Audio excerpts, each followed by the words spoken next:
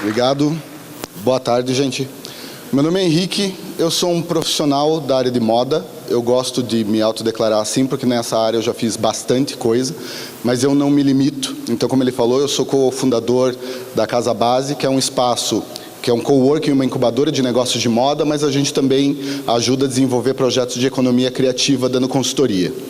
Então, um pouco antes da gente abrir a casa, eu estava pensando o que eu estava vindo fazendo profissionalmente nos últimos 3 anos, e eu tive um choque num determinado momento quando eu percebi que eu tinha virado uma ponte.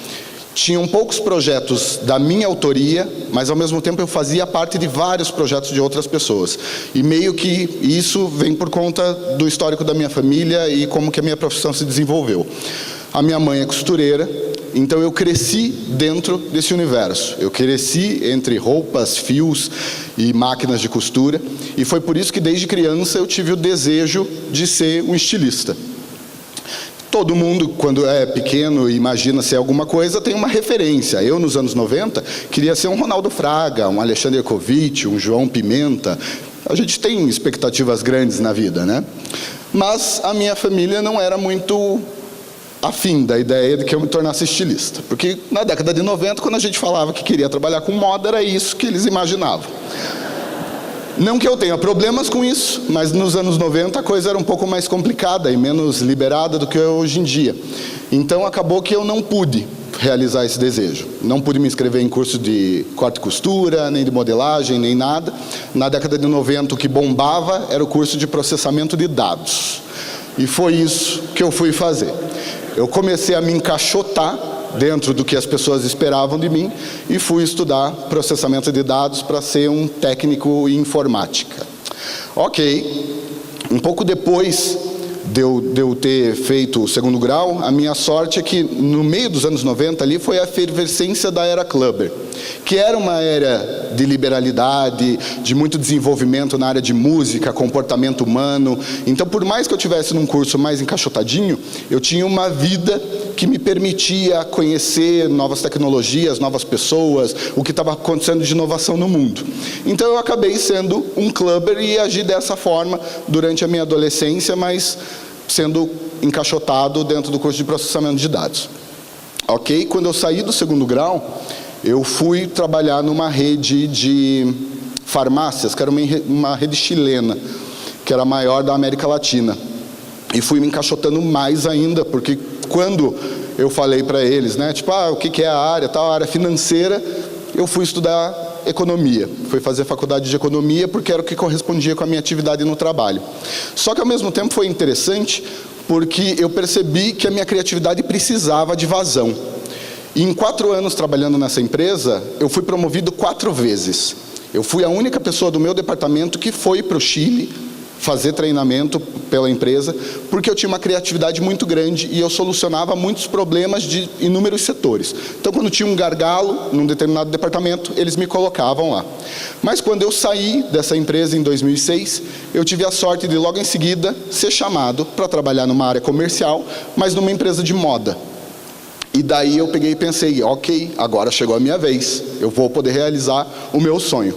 Mas não, porque a primeira coisa que o meu chefe me falou é: a gente contratou para ser comprador, a gente não quer um novo estilista. Mas daí eu fiz uma proposta para eles: o que vocês querem? Que eu continue estudando economia ou que eu vá estudar moda para entender melhor o mercado? Eles falaram: não, a gente prefere que você vá estudar moda. E foi a minha sorte no final das contas. Porque, da mesma forma que na outra empresa eu usava a minha criatividade para solucionar problemas, por mais que eu tenha entrado na área de compras, eu não me restringia a isso. E dentro da empresa eu comecei a me desenvolver em diversas outras áreas. Então, a primeira coisa que eu fiz foi mudar todo um sistema interno que eles tinham com relação a marketing e mídia. Eu criei os principais canais de comunicação, hoje em dia, o Instagram, o Facebook dessa rede, e acabei sendo responsável pela parte de marketing, tendo assumido pelo menos 6 campanhas deles, inclusive uma campanha produzida na Itália, criando uma marca jovem para renovar o público da marca, mudando identidade visual. Mas eu saí de lá porque eu tinha atingido o topo que eu podia dentro da área de marketing, e eu sabia, desde o começo, que eles tinham me falado, que eles não queriam um novo estilista. Mas daí, por sorte minha, quando eu saí de lá, buscando alguma coisa na área de marketing de moda, eu recebi a proposta de assumir a área de design de uma marca. E daí isso, graças a Deus, me deu a oportunidade de realizar um sonho que eu sempre tive, de ser estilista. Mas eu já estava com 33 para 34 anos. O meu desenvolvimento foi bem moroso nessa busca. Então, na verdade, o que eu aprendi com tudo isso é que, a gente tem que tentar ajudar as pessoas, desde cedo, a descobrirem o que querem, e incentivá-las e mostrar para elas maneiras de fazer. A coisa que mais me angustia hoje em dia, dando consultoria na área da economia criativa, é ver ideias enjauladas. Saber que a pessoa tem um desejo, um anseio e não sabe o que fazer.